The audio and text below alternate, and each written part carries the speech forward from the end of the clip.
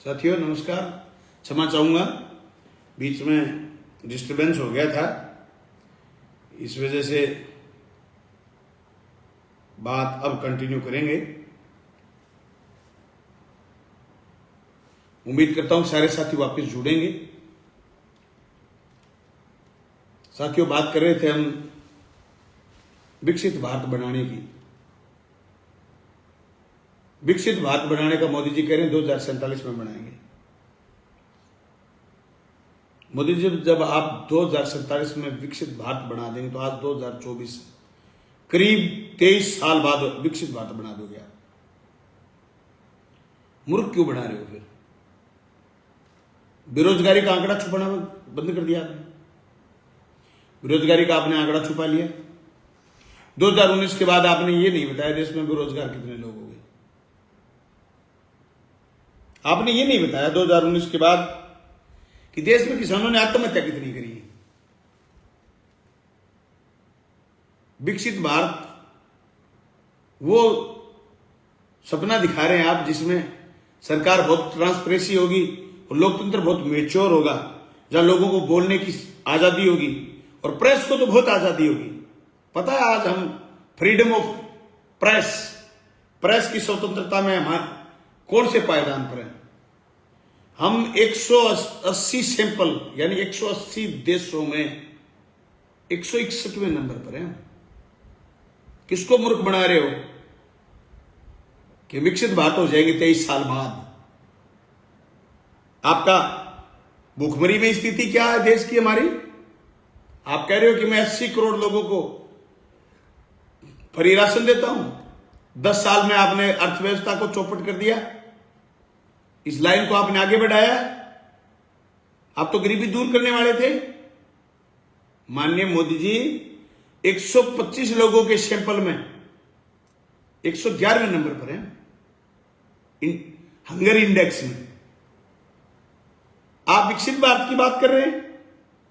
एक पूरी दुनिया में हैप्पीनेस का, खुश रहने का, खुश मिजाजी का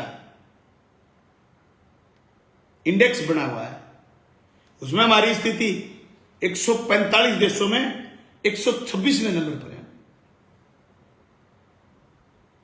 मात्र 23 साल में आप राज्य कर दोगे सबको, विकसित भारत हो जाएगा।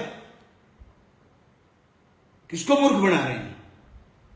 हेल्थ में क्या स्थिति है हमारी? कोरोना में तुम ताली थाली बजवा रहे थे, फिर आपने इजाद करी, आपने नई तकनीक, ताली और थाली के बाद फिर आप लेकर के आए वैक्सीन। क्या स्थिति है हमारी पूरी दुनिया में? हम 180 में से 145वें नंबर पर हैं हेल्थ में। किसको मूर्ख बनाने का काम कर रहे हैं मोदी जी आप? शिक्षा पर क्या खर्चा करते हैं आप? 2.9% जीडीपी का, मात्र 2.9% शिक्षा पर खर्च करने वाला देश 23 साल बाद विकसित भारत हो जाएगा। आप वही हैं जो 2022 में हमारी आमदनी दुगना करने की बात कर रहे थे किसान की। मोदी जी, आप झूठे हैं। आप स्वीकार करें या नहीं करें, आप तानाशाह हैं। जिसने आपका सामना करा, आपने उसके खिलाफ सीबीआई, ईडी और आईटी का इस्तेमाल करा है। मोदी जी, आप झूठे हैं। जिसने आपका खिलाफत करा, आपने उनकी सरकारें गिराई। ये काम पहले भी लोगों ने करे, लेकिन आप ये सपना दिखा करके आए थे कि हम लोकतंत्र को मजबूत करेंगे। जब आपसे उम्मीद ज्यादा थी लोगों को, आपने कहा अच्छे दिन आएंगे। मोदी जी, हमारे अच्छे दिन नहीं आए। अच्छे दिन आए उन बड़े पूंजीपतियों को जिनके पास देश की कम से कम 60% जनता का पैसा सिर्फ 1% लोगों के पास है।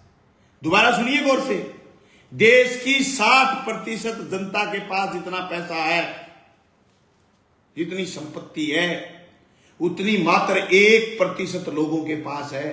ये जो असमानता की खाई पैदा करिए, इस असमानता की खाई में देश डूब जाएगा। ये नौजवान साथियों, ये किसान साथियों, ये उनके घर में पले बड़े लोगों, एक खेत की रखवाली करने वाले किसान, समझ इस बात को।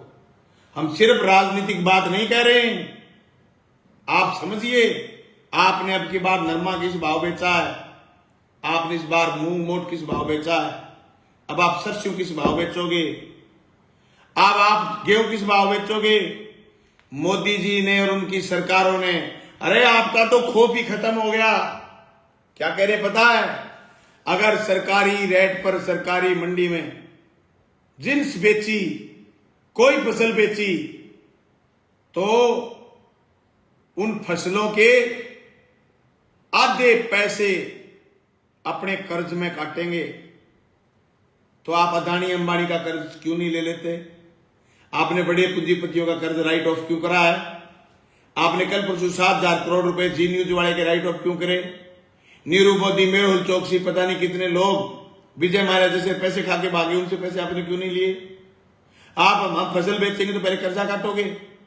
इसका मतलब समझ कह दो कि हम सरकारी काले कानून तो हमने आपके कहने से वापस ले लिया आपके दबाव में, लेकिन सरकारी खरीद नहीं करना चाहते और कह रहे हो कि 2027 में विकसित भारत बना देंगे। हे मध्यम व्यापारी, सबसे बड़ी तेरी बेइज्जती होगी, सबसे बड़ा अनादर तेरा होगा। मंडी टूटेगी। मध्यम व्यापारी आप सोच रहे हो कि हमारी अच्छी होगी, बिल्कुल अच्छी नहीं होगी। मंडी पर कब्जा अदानी अंबानी का होगा।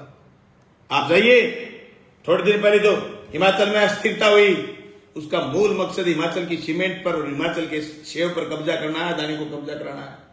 अरे तुम राजी हो रहे थे कि धारा 370 कश्मीर से हट गई। हमारे यहाँ के कुछ नेता कह रहे हैं कश्मीर से धारा 370 हो गई। अरे घर कुड़ हो रहे हैं, परशुरामगढ़ में घर कुड़ करा आपने, वो कश्मीर जाकर के प्लाट ले लेंगे।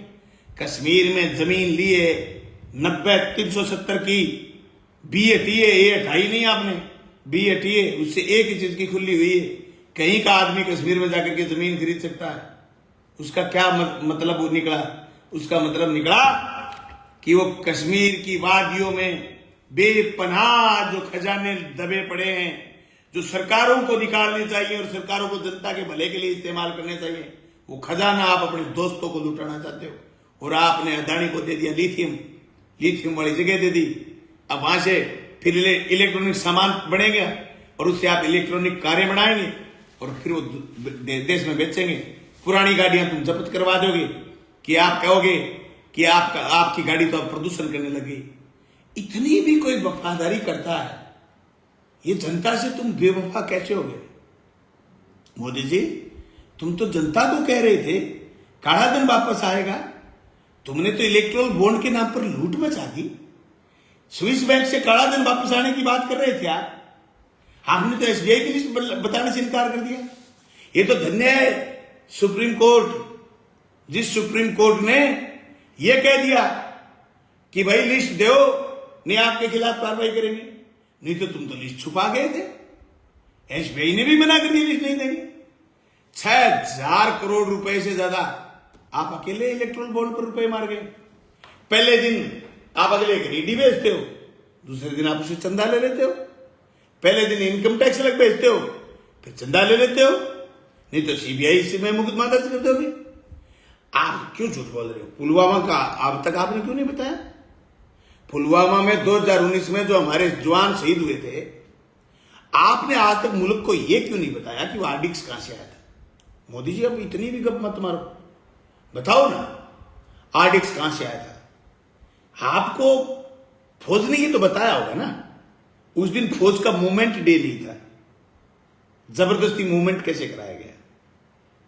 फिर हमारे जवान शहीद हुए, आपने उनकी चिताओं पर आंसू, घड़ियाली आंसू बहाए और आपने कहा कि इनको तो शहीद का दर्जा देंगे।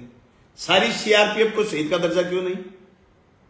अरे आपने तो आपने इतना छल किया हम लोगों के साथ, किसान के बेटों के साथ, किसान के उस पूरे मैदानी इलाकों के बेटों के साथ जो बिहार से लेकर के, उत्तर से लेकर के राजस्थान, हरियाणा, पंजाब, जिनकी सुडोल कद काठी, जो फौज के लायक जवान पैदा होते हैं, सुबह 4 बजे उठ करके फौज में भर्ती होने के लिए खून पसीना एक करते हैं, और आपने उनकी फौज को नहीं छोड़ा, अग्निवीर बना दिया। और कितना बदला लोगे मोदी जी? ये भारत की जनता के साथ कितना बैर था आपका? आपने गुजरात के गांव की ऐसी तैसी कर दी। हम गुजरात के गांव में गए थे, आपने गांव को गांव नहीं छोड़ा। हमने आपके कई गांव देखे, ना वहां गलियां पक्की हैं, ना वहां स्कूल अच्छे हैं। मोदी जी, बर्बाद कर दिया आपने देश के किसान को। और तुम क्या कह रहे हो कि आपकी आय दुगनी हो जाएगी? मूर्ख बनाना बंद करो। देश की जनता से अब छल तुम्हारा नहीं चलेगा। इंडिया गठबंधन के लोग जीतेंगे। देश की जनता सब बन चुकी है। तुम्हारा ये 400 पार का नारा खोखला है। तुम्हारे 400 पार के नारे में कोई दम नहीं है। इस 400 पार के नारे से अगर आप जीत पाओ तो एक ही चीज हो सकती है, इलेक्ट्रॉनिक मशीनों में जो आपकी ये ईवीएम, अगर इसमें कोई खोट है तो आप चुनाव जीत सकते हो मोदी जी, वरना चुनाव नहीं जीतोगे। हमने 2019 का भी देखा था, आपका बूम सिर चढ़ के बोल रहा था। आपने खूब हमारी भावनाओं के साथ खिलवाड़ करी। आज तुम्हारी